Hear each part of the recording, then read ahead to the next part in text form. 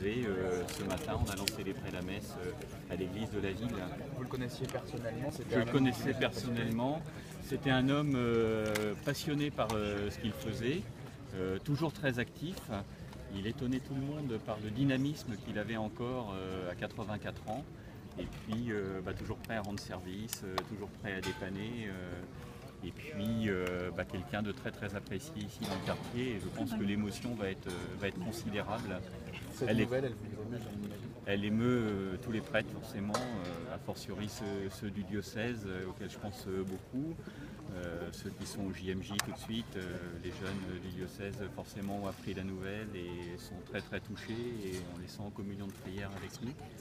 Et une très forte, les gens de la paroisse sont forcément très très marqués, a fortiori les quelques-uns qui étaient à la messe ce matin et qui ont assisté au drame, notamment deux religieuses que j'ai rencontrées et qui sont là prises en charge par les cellules psychologiques. Vous avez pu leur parler? Comment elles vont? J'ai rencontré une des sœurs immédiatement à la sortie de la messe, du drame. Donc elle était complètement abattue. C'est qu'elle a prévenu les secours?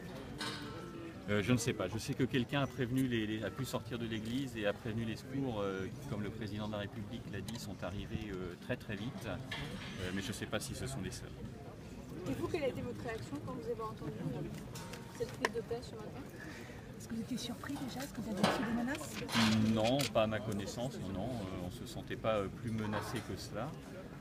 Et donc du coup, ma réaction, c'était d'abord une réaction de surprise. Donc, je suis venu aussitôt et à peine arrivé, j'ai appris ce qui s'était passé. Moi, quand je suis parti, on me disait simplement une prise d'otage.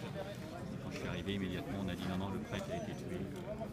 Sans doute une autre personne. Que savez-vous des conditions de mort de ce prêtre? prêtre passionné que vous connaissiez, on imagine qu'elle vous touche vous aussi. Elle me touche, oui, elle me touche comme tous les prêtres sont touchés.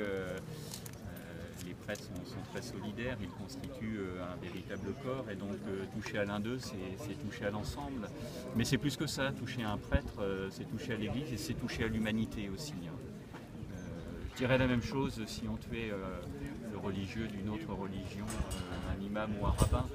S'en prendre à un religieux, c'est s'en prendre un message de paix, d'amour, de tolérance. Je pense aussi aux auteurs de cet acte-là. J'en parlais avec le maire d'une commune du coin qui me disait, et j'étais d'accord avec lui, mais comment est-ce qu'on peut arriver, comment est-ce qu'une société peut arriver à fabriquer des hommes capables d'un tel geste? Et ça doit tous nous interroger. Que savez-vous de l'assassinat de ce prêtre? Pas grand-chose, sinon que les deux hommes qui sont rentrés dans l'église se sont jetés sur lui, d'après ce que j'ai compris, mais j'en sais pas beaucoup plus. Avec un couteau. Il a été tué à l'arme blanche. Il y avait des menaces déjà. On repense à Sayyida Islam qui avait essayé de viser une église à Villejuif.